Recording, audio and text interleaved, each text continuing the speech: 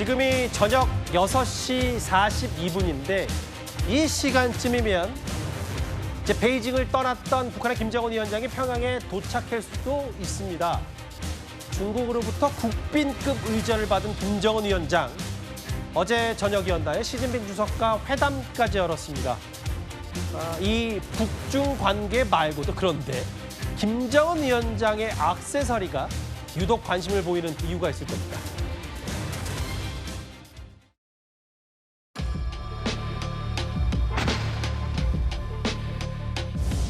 마음속 진정은 고맙습니다. 이 한마디뿐입니다.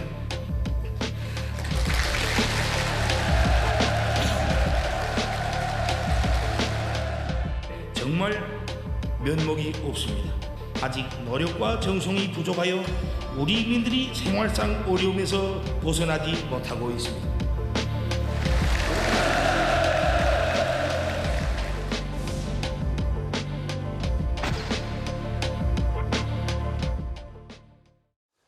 자, 푸틴 대통령과 포옹했을 때 왼손에 보였던 이 스위스 명품 시계, 이게 그 단순히 그냥 뭐 고가의 액세서리라고 보기에는 그 조한범 박사님, 백두혈통, 특히 이제 명품 사랑, 그리고 이 다른 곳도 아니라 이제 중국을 국빈급으로 의전을 받았던 곳에 이런 시계다. 어떤 의미가 있다고 보세요?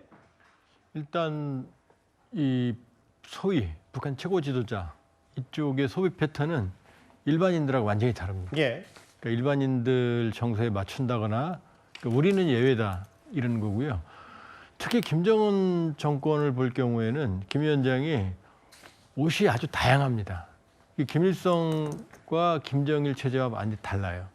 그쪽은 오히려 소박합니다. 아, 그래요? 그럼 왜 그러냐면 일종의 컴플렉스죠. 예. 뭐냐면 선대에 비해서 정치 조건이 아주 미약하거든요. 그러니까 소위 이미지 정치라고 그래서 예. 그러니까 화려하게 본인을 우상화하거나 특히 이제 복장을 하거나 그다음에 예를 들어서 국무위원장 마크를 가죽 잠바에도 찍고 차에다도 찍고 마이크에도 찍고 과거엔 그런 거 없었거든요. 그러니까 본인을 특별한 존재로 만드는 이미지 정치의 일환이 저 사치품 사랑의 한 원인이다 이렇게 볼 수 있어요. 예. 근데 이제 유독 그 김정은 때부터 두드러졌다는데 할아버지 김일성 때는 어땠는지 저희가 그 화면도 한번 잠시 준비를 했습니다. 모든 공장 기업소들이 수입병을 없애고 원료, 자재, 설비 국산화를 실현하기 위한 투쟁을 힘있게 벌이며 자기 면모를 일신하도록 하여야 합니다.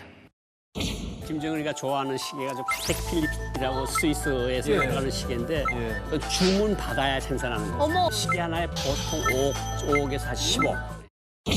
김일성, 김정일은 사실은 시계류. 김정일이는 특히 뭐로 유명했는가 하면 애완견 물품을 몽땅 프랑스나 이탈리아에서 가지고 들어갔어요. 샴푸든가 이런 것들을 다 프랑스제로 사료 같은 것도 북한제는 안 먹였어요. 외국제 먹이고. 예, 북한 전문가들의 목소리 한번 만나봤는데 아까 이제 조한범 박사의 말씀 중에 분석 중에는 이제 여동생 김여정도 디올 가방을 했고 체제의 정당성이 좀 떨어지기 때문에 비교적 그걸 좀 이미지 정치로 보완하려는 측면이 있다. 다음 화면을 볼게요. 근데 조한범 박사님, 이게 실제로 사치품 구입도 이런 절차들을 거치는데 이게 서방 보란 듯이 우리는 당신들이 규제해도 할 건 다 한다. 이런 메시지도 분명히 있을 것 같거든요. 있죠. 일단은 뭐 큰 벤츠까지도 그냥 들어가니까요. 그렇죠. 그리고 저기 써 있는 대로 평양에서도 직구를 한답니다. 아, 직구요? 예, 직접 여러 가지 구매할 수 간접적인 방식을 통해서. 아, 그래요? 그다음에 해외 나가 있는 파견 외교관들도 있지만 직접 김 씨 일가의 물품만을 조달하는 요원들이 따로 있어요. 이 친구들은 여권이 한 10개쯤 됩니다. 아, 그래요? 그러니까 아무런 문제가 없고 또 하나는 이런 귀중품 같은 경우는 단둥 중국에서 신의주로 오고 가는 예. 외교 행랑 차량이 있어요. 예. 그 외교 행랑은 검문 검색을 못 합니다. 그러니까 이 소형의 귀금속들은 얼마든지 들어갈 수 있죠.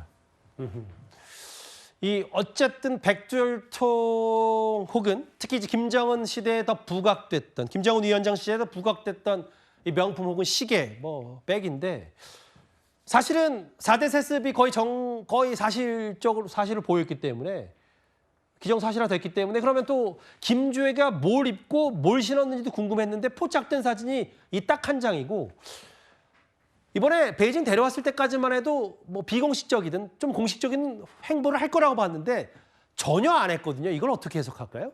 했죠. 안 하고 방콕만 했을 리는 없죠. 근데 우리 카메라는 김정은만 따라가니까 김주애가 뭘 했는지 아무도 모르는 거죠. 그러니까 아마 현지 여러 군데를 시찰을 했을 거고요. 지금 아직 김정은 열차가 평양에 도착한 그림이 안 나와요.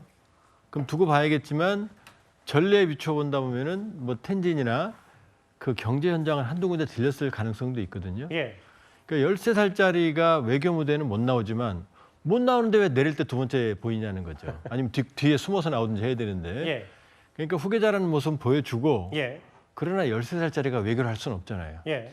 최남원 성문도 못 올라가고. 그렇죠. 그러니까 나름대로 수행원들을 데리고 베이징에 여러 군데를 시찰을 했을 거예요. 예. 김정일도 후계자 때 그렇게 했거든요. 아하. 그리고 또 하나 가능성은 전면 비공개로. 그렇죠. 그런데 한 장만 사진 내놓기는 노동신문도 좀 약간 멋졌거든요. 예. 노동신문 수입장 사진 중에 저 하나 나왔거든요. 예. 그러니까 만일에 직접 안 가고 어디 한두 군데 가는 길에 들린다면 예. 거기서는 아마 노골적으로 아빠를 따라다니겠죠. 아하. 그 가능성은 좀 열어놔 봐야죠. 아직 안 나왔으니까. 그러면 근데 사실은 북한도 김주애 북한 내부 매체에서도 김주애에 대한 얘기를 사실 좀 가급적 자제하는 느낌이어서 나중에 나온다고 하더라도 중국발로 나올 수 있는 가능성이 높은 거 아니에요? 이번에도 김주애 얘기는 안 나왔거든요. 그렇죠. 그러니까 아마 사진으로 보여줄 가능성이 있고 직접 언급은 안 할 가능성이 있다. 그러면 정말 그 베이징 인근의 경제 행보를 김주애가 했다면 어떤 건지 선택적으로 노출할 거냐? 일단은 2013년생 12살의 김주애가 외교 무대를 바로 곧바로 데뷔하기에는 좀 북한 내부에서도 여러 가지 고민이 많지 않냐는 시선도 있을 것 같아요. 우원식 국회의장 말고도 대한민국의 박지원 의원도 전승절에 참석을 했는데요. 다녀와서 이런 말을 했습니다. 제가 최선희 외상을 딱 보았는데 외면을 하더라고요. 또 제가 김정은 위원장님 저 박지원입니다. 이렇게 두 번 얘기를 했어요. 한 3보, 4보 뒤도 안 돌아보더라고요. 베이징 현장에서 이제 박지원 의원 얘기는 뭐냐면 뒷좌석이었는데 두 번 불러도 안 보이더라. 최선희 외무상도 딱 봤는데 외면했다. 외면 혹은 뭐 어떻게 해석하세요? 저 전문가로서? 최선희는 이미 북한이 철두철미 주적 다시는 만나지 않겠다. 김여정이 선언했거든요. 그러니까 최선희는 외면한 건 당연하죠. 예. 아마 10번 불렀어도 대답을 안 했을 거예요. 예. 근데 우원식 의장은 얘기가 다르죠. 그러니까 국가를 대표해서 갖고 만났는데 김정은 얼굴 앞에 대고 악수를 청했는데 딴 데 본다고 그러면 소인배가 되죠. 그러니까 악수는 하는 거죠. 예. 그러나 의미 있는 대화는 없었을 거다. 예. 그러니까 나머지 수행원들은 아무리 떠들어도 이제 김정은이 돌아볼 일이 없는 거고 다만 우 의장 같은 경우는 다르죠. 그러니까 처음에도 그렇게 예측을 했어요. 악수는 할 거다. 그러나 의미 있는 대화는 없을 거다. 예. 그렇게 볼 수 있죠. 그러니까 이제 우원식 국회의장 정도가 아니면 국가 어쨌든 대표해서 갔기 때문에 박지원 의원이 뭐 10번 100번 불렀어도 과거 인연이 있었어도 지금 이런 당분간의 냉각기는 이을 수밖에 없다는 말씀이신 그렇죠. 거네요. 예. 알겠습니다. 이제 과거 김대중 정부 때부터 햇볕 정책을 주도했던 박지원 의원의 이런 행보 얘기까지 김정은 위원장님 박지원입니다. 이 얘기가 저희가 준비한 1위였습니다.